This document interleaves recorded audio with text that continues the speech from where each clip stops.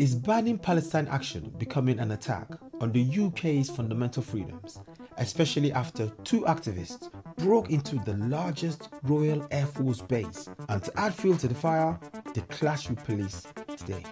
And one particular protester shocked everybody because of what he was wearing. We need to talk about this. It's hard to breathe, but that's alright.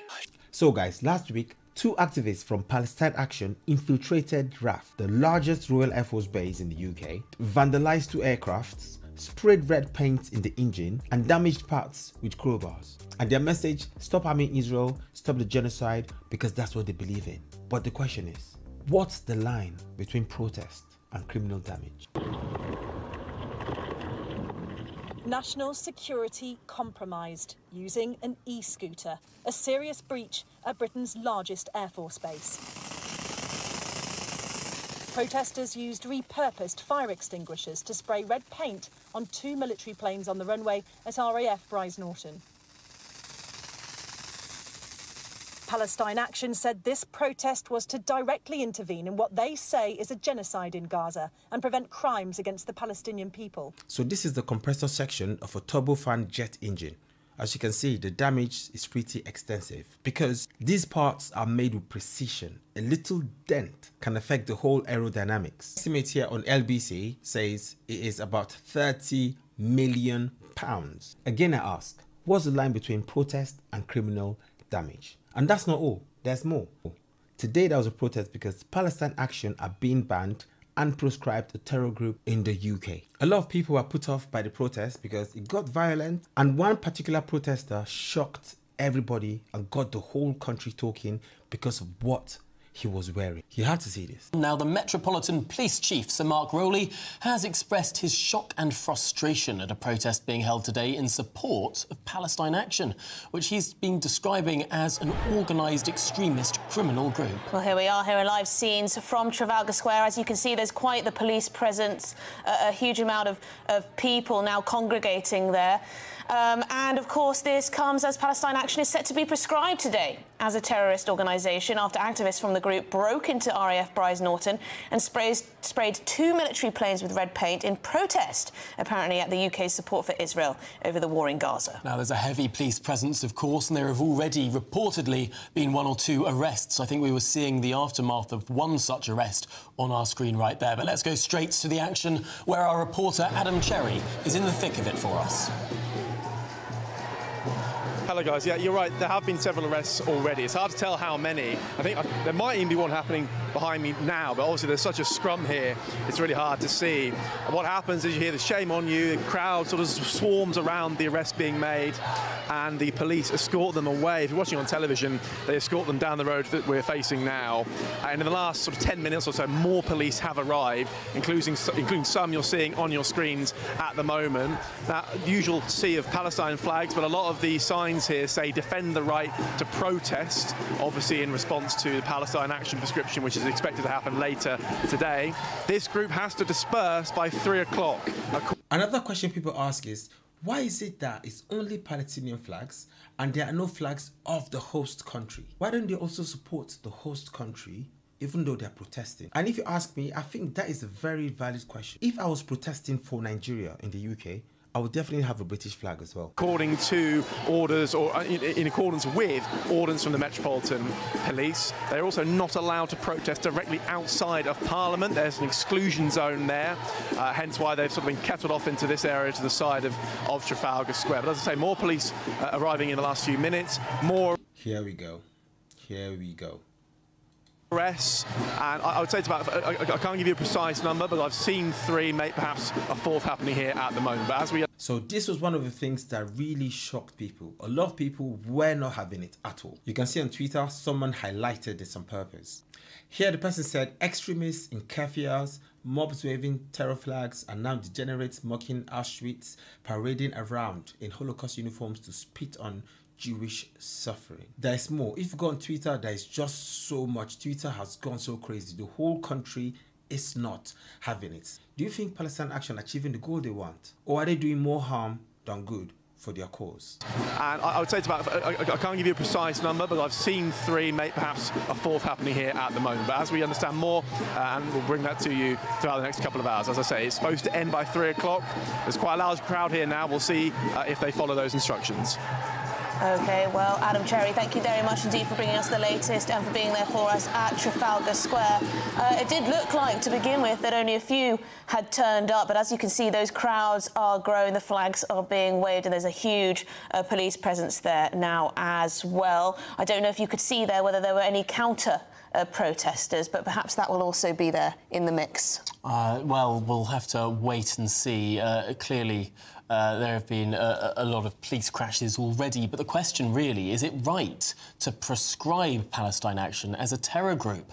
Or would it be an attack on the fundamental freedoms of this country, the freedom to protest, the freedom to speak out? Well, to debate this, we're joined by the former Met Police detective Mike Neville and the human rights activist Peter Tatchell. OK, Mike, we're going to start with you. Why should this organisation be proscribed as a terror organisation? Well, I think it's one thing to protest, and we don't want to live in any country where there's not a right to protest. And it's acceptable, I suppose, to target private arms dealers and things like that. And even as a former police officer, I suppose it's acceptable to have a fight with the police. But where it comes, the line is crossed, is when you attack our armed forces, when you invade an RAF base and you damage capability to defend this nation, at a time when we're really faced with global conflict in Ukraine and then Iran and all other places across the world. That is a step across the line, and that's why I think they should be prescribed as a terrorist organisation. He said it. He's saying that is a threat to national security. I'll tell you what I think at the end of the video. OK, well, let's throw that to Peter. Why wouldn't you want this criminal group to be prescribed? Peter, are you there? Peter left the chat. OK, we're just going to wait for Peter to come back because there's just his connection's just gone for a little bit there. But Peter, why wouldn't you want this criminal group not to be prescribed? To ban Palestine Action would be to put them on the same legal footing as Hamas and Al-Qaeda, clearly monstrous terrorist organizations. Whatever you think about Palestine Action, they do not attack and harm people. They are a non-violent, peaceful protester. And their action involved spray painting some RAF planes. You can't equate spray painting a plane with a terrorist outrage that kills hundreds of innocent people. So it's complete overreach, and Palestine Action rightly says they are seeking to uphold international human rights law, which Britain has signed. They are seeking to prevent the mass indiscriminate killing of Gazan civilians by Israel, which is a war crime under international law. So they are upholders of the law, but they're using these methods to draw attention to Britain's collusion with Israel. And we have to be honest here, Britain is colluding with Israel on logistics and technical support, and that makes us colluding with war crimes and crimes against humanity. Now, this part where he says the UK is colluding with Israel and making it complicit in its war crimes. So what part does Hamas play in this? I just want to draw your attention to what we're seeing on our screens right now. Next to a line of police officers is a protester who has dressed up as a victim of a Nazi concentration camp in the sort of striped pyjamas that we're all familiar Auschwitz victims were forced to wear. But in place of a Star of David, as the victims in Auschwitz had sewn onto their uniforms, this particular protester has sewn a crescent moon, a symbol of Islam, holding a sign there saying, we are all Palestine Action. Just to both you, Mike and Peter, I just want your reaction to this fairly provocative and rather extreme statement here, evoking the Holocaust at this particular protest. To you, Mike, first. I think it's absolutely vile. I mean, I know so many Jewish friends who won't even travel into central London, particularly on the Saturdays, when the Palestinian marches are taking place. And I just think it shows the depths that these people will go to. I think it's a disgrace, it's an outrage to bring the Holocaust into this. 6 million Jews lost in the Second World War. It just shows the depths of depravity these people clamber into. Peter? Well, I don't think you can damn the whole movement on the basis of what one person does. You know, the vast majority I haven't seen anyone go up to this protester and say, you know, maybe you should, you know, not be involved in this. They're all happy to stand by this person. Clearly, the protester is standing apart from everyone else. I'm not too sure the reason why, but we can't judge. We're not there. We don't know the situation. I think the focus has to be on the fact that Britain is supplying military logistics and support to Israel, which the United Nations have said is acting in ways that is killing thousands, tens of thousands of innocent Palestinian civilians in Gaza, including an estimated 15,000 Okay, children. so Peter, if it was a cause that you didn't believe in, would you be happy for the group to be prescribed? No, I oppose prescription, except in the most extreme instances. You know, prescription should be reserved for extreme terrorist organizations, whether on the left or the right. But it should not There's always apply. going to be a range, though, isn't there? There's always going to be a range. Some terrorist groups are responsible for more deaths than others. Some terror groups are more successful at others at terrorising. This is a group that has had over 356 direct actions since 2020 at UK defence and tech sites. £55 million in damage estimated, 30 million in facility losses, 25 million from recent aircraft engine damage. That could have been very dangerous indeed. Drone factory occupations, they've chained themselves to facilities. They've been arrested over plotting to disrupt the London Stock Exchange. They spray-painted the Balfour portrait at Cambridge Trinity College. Surely tougher action needs to happen, if not prescription, Peter. She almost took the words out of my mouth. I agree with protesting. I absolutely agree. Like I've mentioned to you guys before, I've attended a pro-Palestinian protest. I've been there when it started at the beginning because it was more about raising awareness about what was going on in that area. All right, that was before I did the research to really fully grasp the nitty-gritty, the little details, to educate myself more about the root causes of this. So I got to understand a bit more. But before I derail too much, I still agree that people should be allowed to protest, but not at the expense of the public, not at the expense of the country. When you protest in the UK, you have to protest within the confines of the law. The idea of a protest is for your cause to be heard. So yes, go out there, let your cause be heard, but not when it becomes detrimental to the country. Do you understand what I mean? Well, these people in Palestine Action are motivated by high moral principles to stop genocide, to uphold international human rights law. She laughed. He said high moral principles.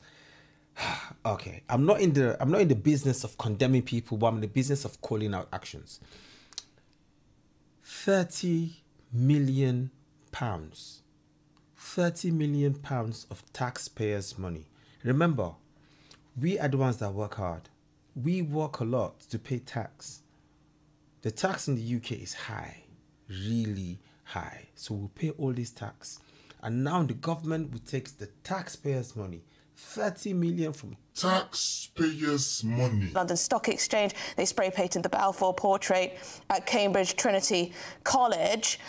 Surely tougher action needs to happen, if not prescription, Peter. Well, these people in Palestine Action are motivated by high moral principles to stop genocide, to uphold international human rights law. I am sure that they are prepared to pay the price for their illegal actions because they're following their conscience in the tradition of Gandhi and Martin Luther King. Okay, they Mike broke Neville, the law. They broke the law and were prepared to pay the price, and so are these protesters. Wait. He said they were like Gandhi. I think it's important to be honest. He said they broke the law and they agree that they broke the law and they are willing to pay for it. I think they shouldn't have gone that far because a lot of people support their cause.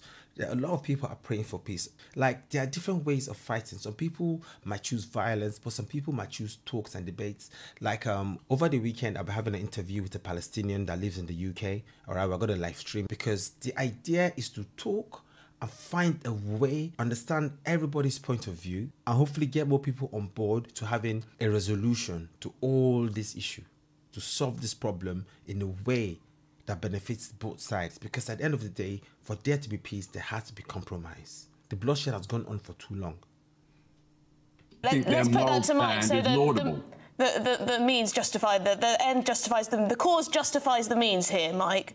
You know, if the cause is moral enough, in your view, then the action is fine. That's a questionable thing for everybody, but as I said, very good question. Neither Gandhi nor Martin Luther King attacked the armed forces of their country, and this is where the line was crossed. The many incidents that you outlined there about chaining themselves to railings and damaging property belonging to defence producers of weapons and things. That's one thing, but they have attacked a weekend when the bombing of Iran was going on. We might have needed those aircraft to go to Cyprus to work with our allies in the United States. To attack our armed forces is a good reason to prescribe this organisation. But it wasn't an attack on the armed forces. Palestine Action has no beef with the armed forces per se. It is the use of the armed forces to collude with and assist Israeli war crimes. That's the issue, and it's against international law. But we are Peter, violating the RAF our own Voyager, international human rights law.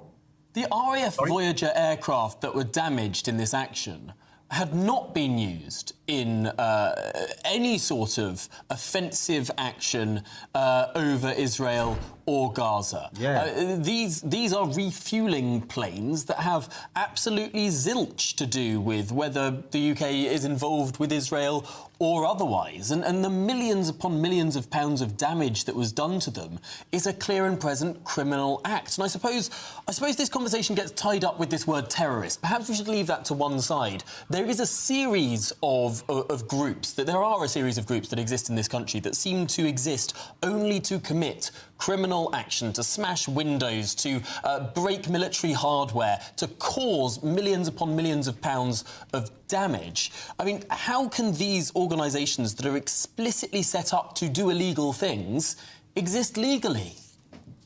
Well, we have our laws, our right to protest, and people who do those acts, they're prepared to pay the price because they believe so strongly that war crimes and genocide must be stopped. And those planes, those refueling planes, I can't guarantee it, but I suspect they have been involved in refueling British aircraft used to aid and abet Israel's war crimes in Gaza. Well, you don't know that. Peter Tatchell, thank you very much indeed. And Mike Neville, former Met Police detective, thank you very much for that back and forth. It's just interesting, isn't it, Tom, that you never see these protesters coming out against human rights abuses by the Iranian regime, for example. You don't see them coming out against human rights abuses perpetrated by Hamas either, or Hezbollah and the like. It's very much always Israel, the devil.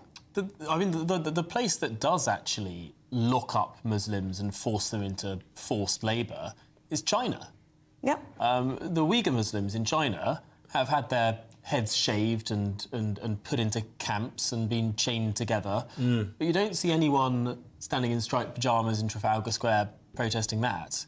You only see them protesting a democratic country in the Middle East that is responding to an invasion it suffered in 2023. Yeah, well, it's worth pointing out, isn't it, Tom? Well, let us know your thoughts. gbnews.com/your-say. This is a very tough topic, really tough topic to talk about. Protesting in the United Kingdom is legal, is lawful, is allowed. And I'll tell you where I stand. Them being banned and proscribed terror group. Is this about security or is it an attack on our fundamental freedoms? You see, we have a right to protest, you have a right to protest, you have a right to speak up, you have the right to challenge the powers. But to what extent? Where do we stop? What are the limits? For me, this cannot be overemphasized. A protest must be lawful. There's a reason why the law is put in place. It's to protect the public infrastructure as well, to protect lives and people's belongings. So going back again, a protest must be lawful. You can have a very powerful case when you protest lawfully. You can have immense backing from the right people because of how you conduct your protest. But if you destroy public property, break into secure bases or endanger lives, that's definitely not activism. That's pretty criminal. Because this RAF aircraft cost a lot of millions. That is your money, that is my money, that is our money. That's the taxpayers' money that we sweat for, that we pay. And this aircraft were vandalized and put out of service. Imagine if the UK was under attack. You know, with the rising tensions around the world, every arsenal, every plane, every weapon, everything in the arsenal of this country is definitely needed. Anyway guys, in conclusion, I stand for free speech, I stand for peaceful protest, but I also stand for civility, because at the end of the day, we all lose. And also that guy that was dressed as a Holocaust victim, in my opinion, I think there was no need for it. But something that really struck me was this. I was expecting to see at least a Palestine flag, but then I saw the crescent moon and the star, which represents Islam, isn't it? It just put a lot of questions in my head. You're protesting for Palestine, not for Islam. A lot of pro-Palestinian activists have told me that their activism is for Palestine. It's not religious at all. So me saying this, I was looking at the guy. It just made me raise an eyebrow, like, this is not meant to be religious. Anyway guys, honestly, what do you guys think? Did Palestine action go too far? I know you say 35 million is a lot, I shouldn't ask that question, but really, did they go too far? Or is banning them a slippery slope that threatens all of us? Drop your thoughts in the comment section, and I pray Palestine and Israel find a solution to this complicated conflict. Peace. Oh, I love you more than words can say. You are me. Oh, you are the light that shine in my way. You are me. Oh, I love you more than words can say. You are me.